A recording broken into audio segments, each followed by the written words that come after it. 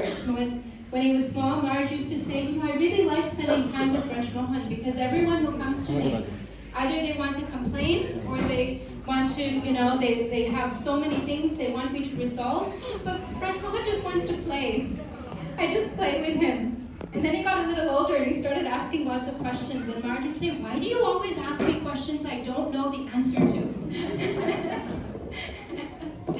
But anyway, Vrajmohan, Mataji was just saying, the most fortunate position is to be the most junior. And I've been told by the devotees who manage the disciples database that he is Maharaj's youngest disciple, youngest initiated disciple, so he's junior to all of you. So as a mother, I have to ask you, please be kind to him and bestow your blessings and association so he can become a wonderful devotee like all of you. And Vrajmohan, if I can find you through all this koga, I will give you a microphone.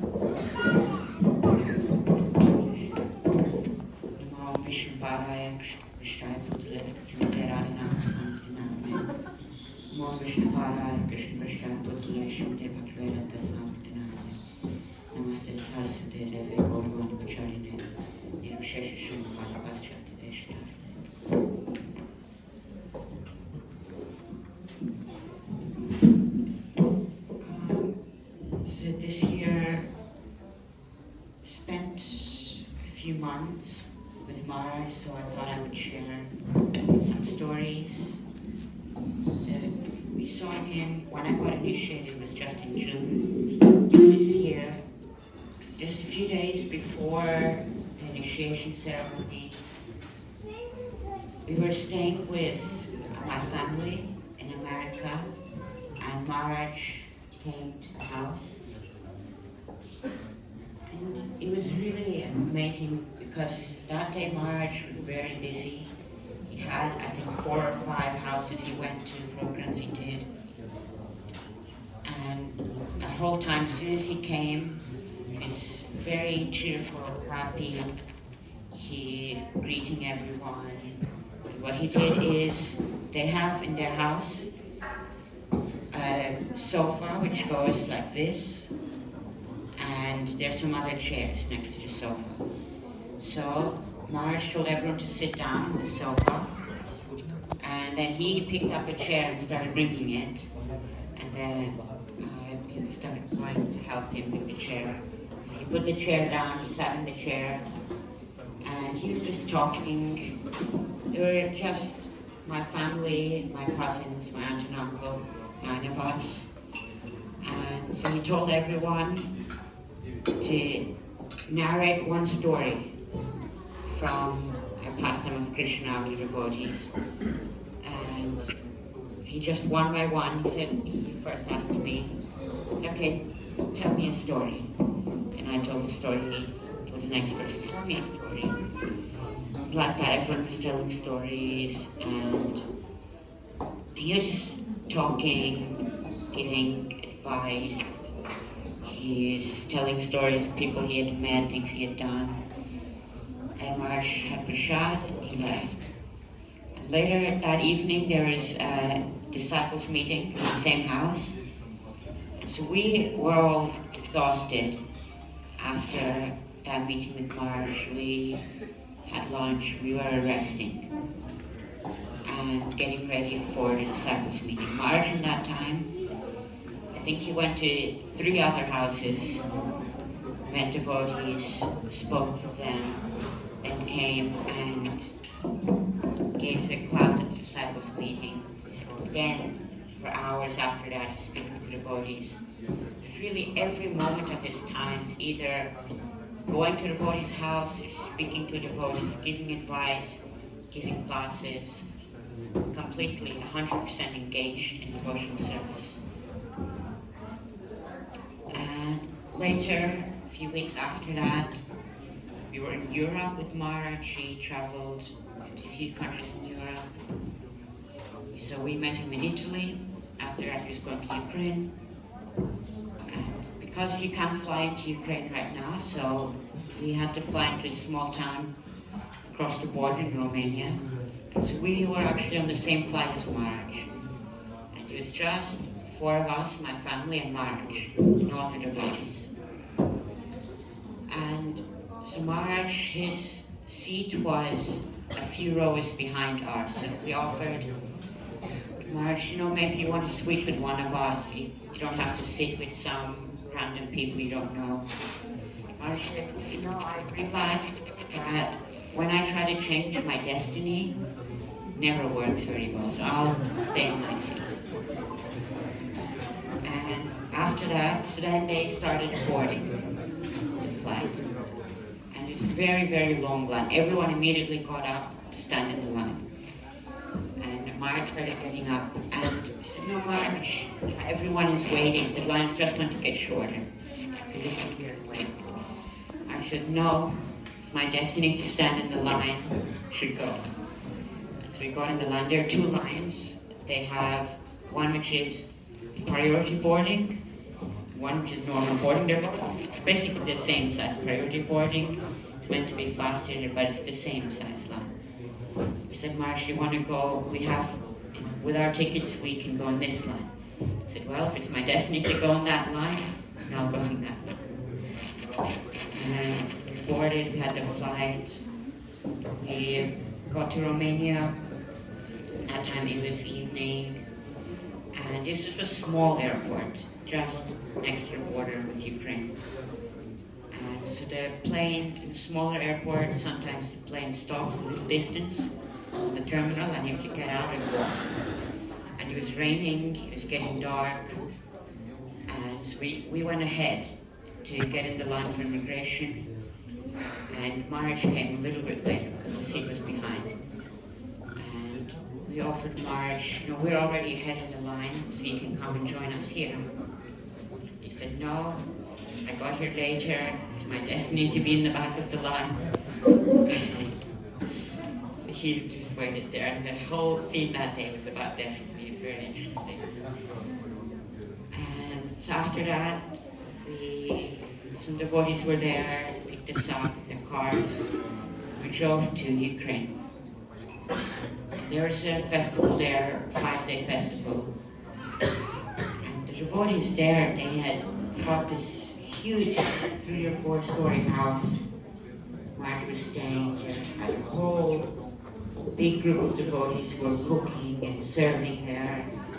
And every day they had these amazing feasts they would cook for Maharaj.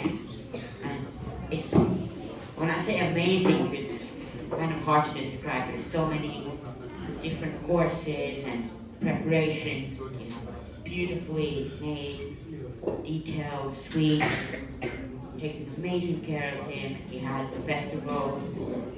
There's a big hall of devotees. He would go and speak there and come home, take rest. It's really a fancy arrangement, very incredible. After Ukraine, we were going back to Italy.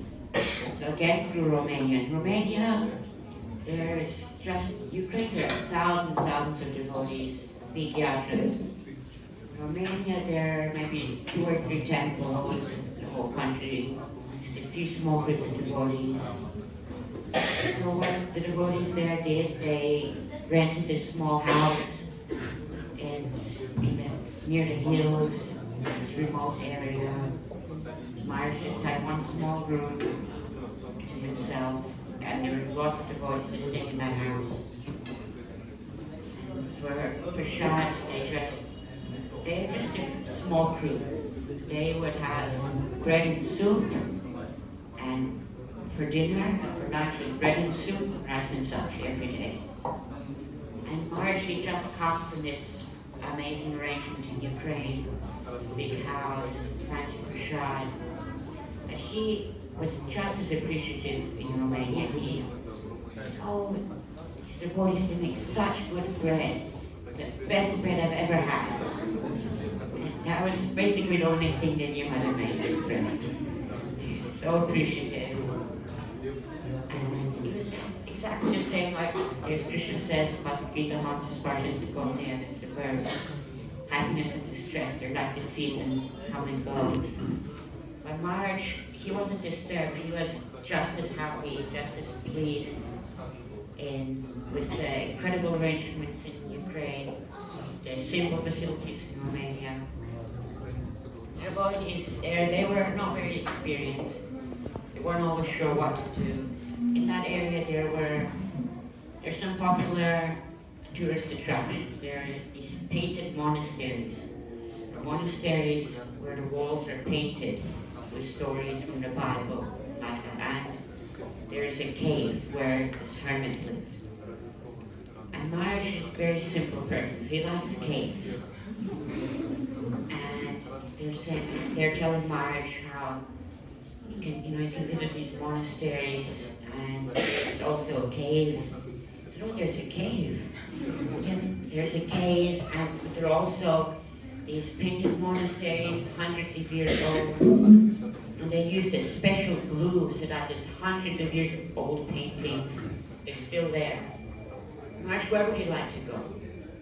Maharaj said, well, go cave or glue. And he's trying to make it clear that he thinks glue is not so special. He wants to go to the cave. And the devotee said, well, there's a monastery nearby, so we can go there and go to the cave in Navaji. I said, okay, whatever you want.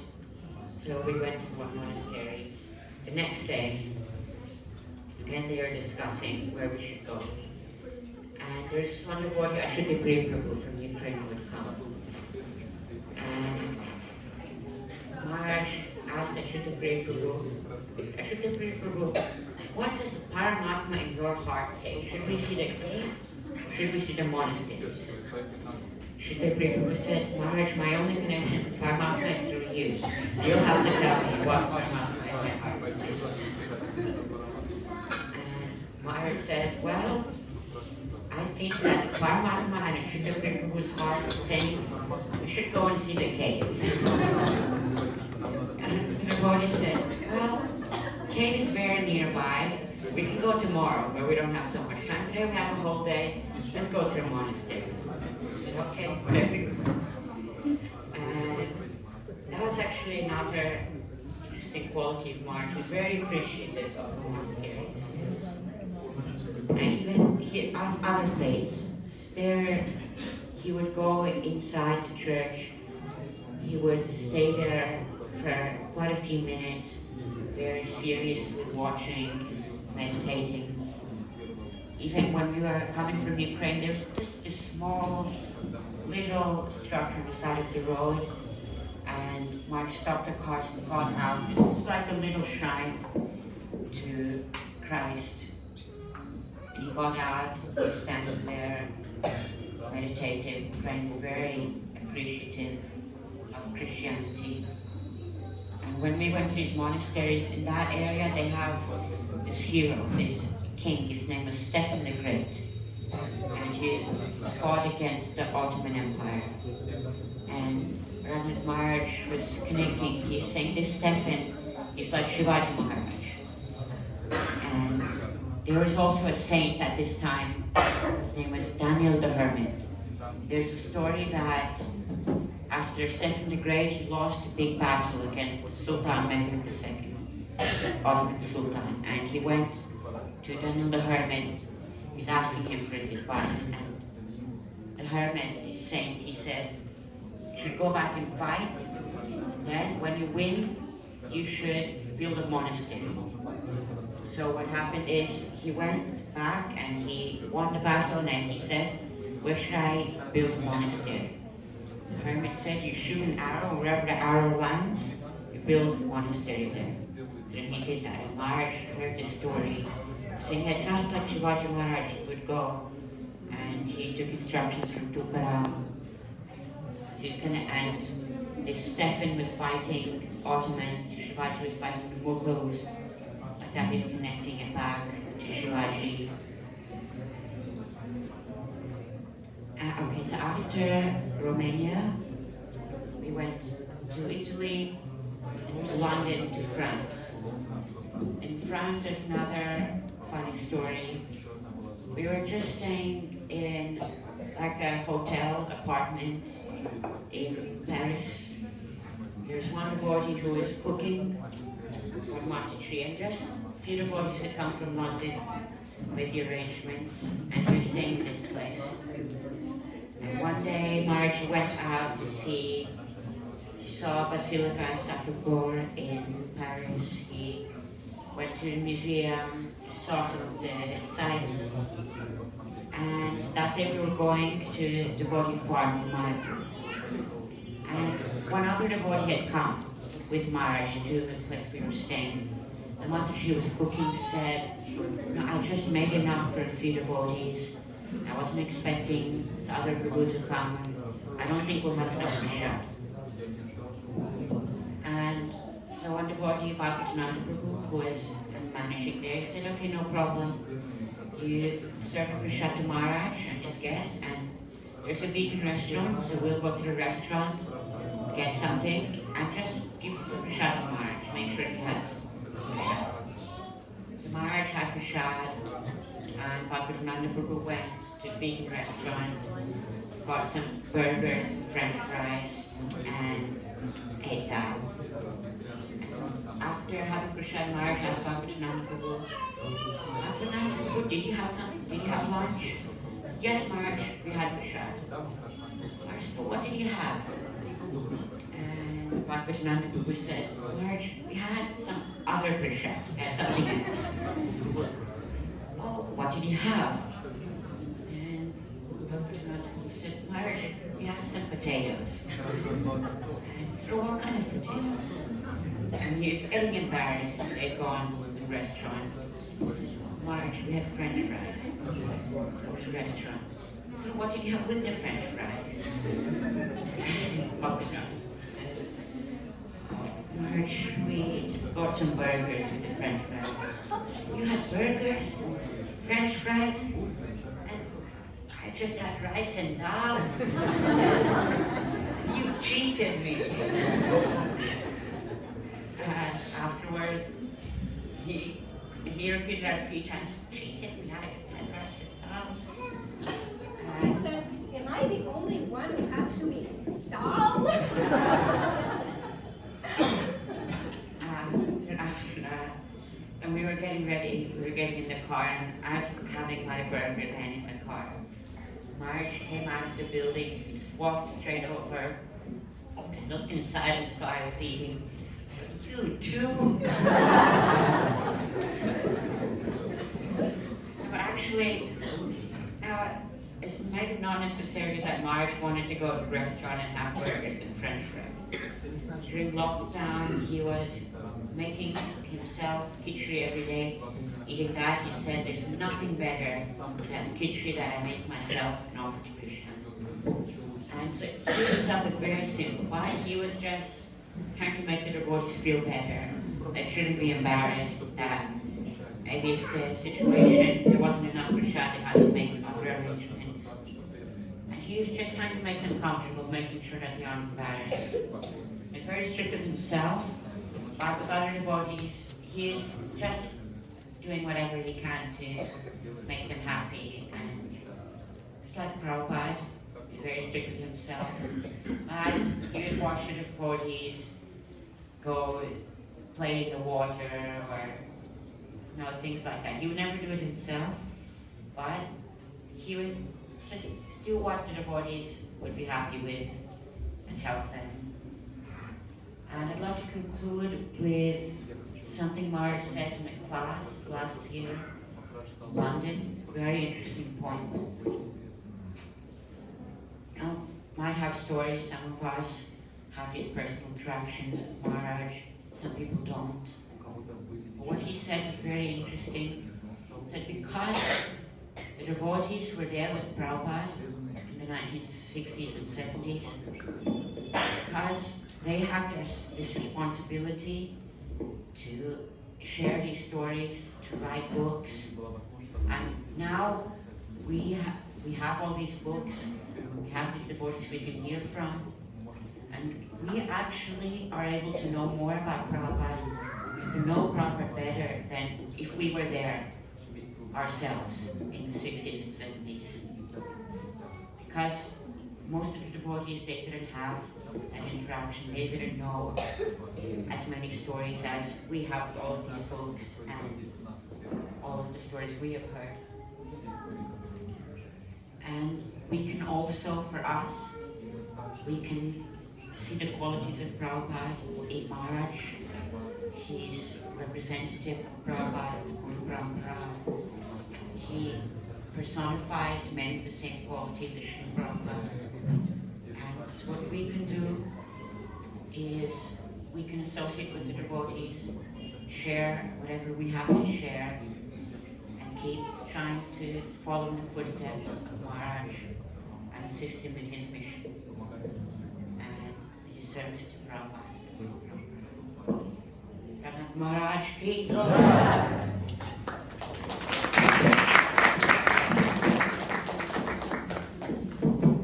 Thank you, Vrajmohan. And I think this is a really important point that we should emphasize. A devotee last year asked, in a darshan, asked Maharaj that, we are a personal religion, and the Guru is the most important person in our life. So how can we have a personal relationship with our Guru when we can't even talk to him? And Maharaj responded by saying, yes, he said, I agree with you. He said, my greatest treasure in life is my personal relationship with Srila Prabhupada. I value that above all else. And he said that personal relationship consisted of every couple of years, Srila Prabhupada would personally come to Vrindavan, and he would personally come to the temple room and sit on the Vyasasana, and I would get to personally hear him speak from Srimad Bhagavatam. He said, that is my personal relationship, and it's more than many of my godbrothers and godsisters ever had.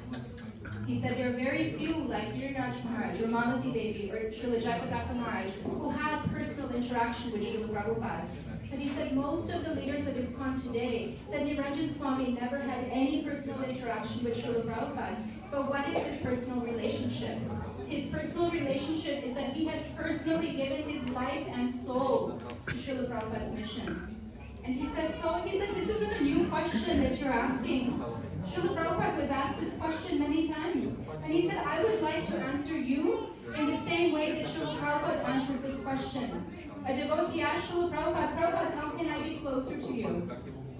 And Prabhupada said, the closest person to me right now is the mosquito biting my head. What is the use of being close if you're only a disturbance?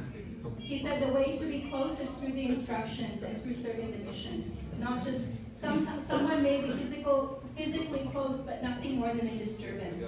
What's really important is that we're imbibing the mood and the instructions. It's very important, so don't be jealous. Actually, and just, I'm sorry, I'm speaking too much, it's not my offering, but I just want to share something else, Pete, that you reminded me of. You're such a wonderful, engaging storyteller.